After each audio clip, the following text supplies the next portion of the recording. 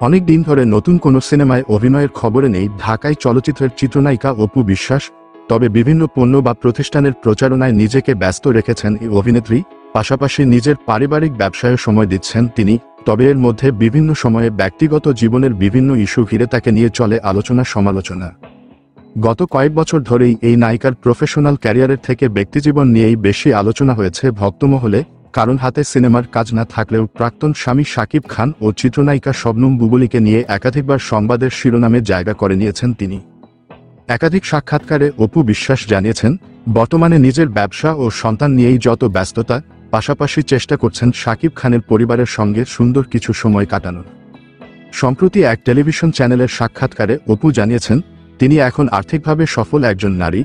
এতে তিনি আরও জানিয়েছেন, এত সুপারহিট সিনেমা উপহার দেওয়ার পরও একটা সময় নিদারুণ অর্থকষ্টে ভুগেছেন।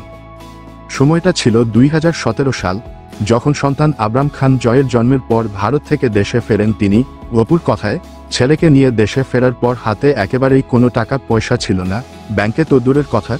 তখন বুঝেছি, যাদের অর্থের অভাব আছে তাদের প্রতিদিন কিভাবে হিসেব করে চলতে হয়। আমিও সেই থেকে মিতব্যয়ী হয়েছি। অর্থকষ্ট মেটাতে নিজের গয়না পর্যন্ত বিক্রি করেছিলেন এই নায়িকা। সেই ঘটনার স্মৃতিচারণ করে অপু বলেন, আমি অনেক বেশি সোনার গয়না পরি।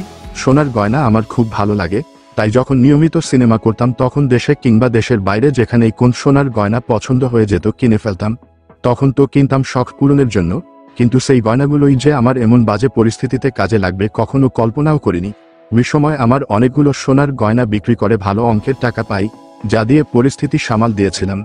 এরপর তো আবার কাজে ফিরে একটু একটু করে নিজেকে গুছিয়ে নেবার চেষ্টা করছি।